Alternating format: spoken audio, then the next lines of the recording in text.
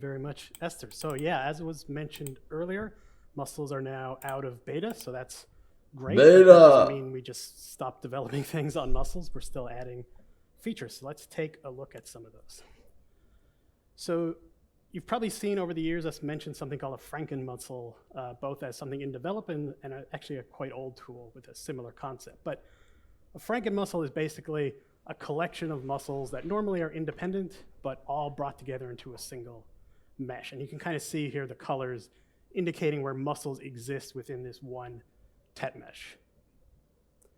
But they are segmented. They actually are individual muscles sort of just represented as a single tet mesh. And there's a lot of benefits to being able to do that.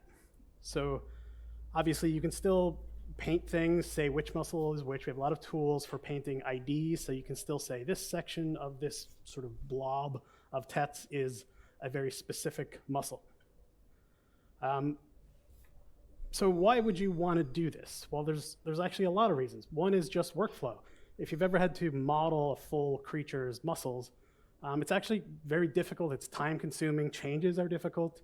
And on top of that, you have to worry about things intersecting with each other, and that causes problems down the road when you're simulating.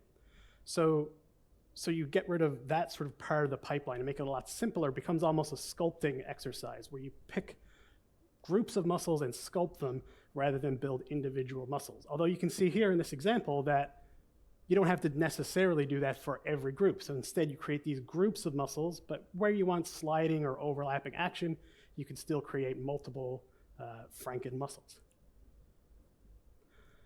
But like I said, they are individual. You can see we can trigger them and flex them still as if they were individual muscles.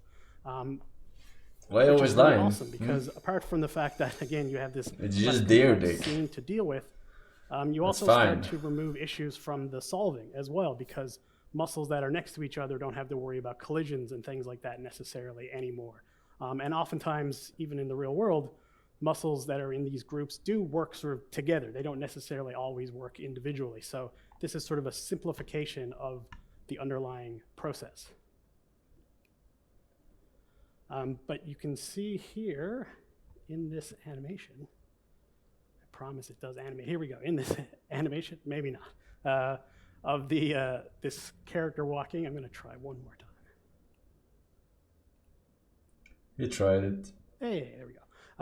Of these muscles flexing and working together. And as you can see, there's still a ton of detail. There's still a lot of information there. You can still see the flexing, even muscles sliding over each other in certain areas. So you haven't really lost very much, but you've gained a huge amount in terms of workflow. All right, very interesting. So thank you all.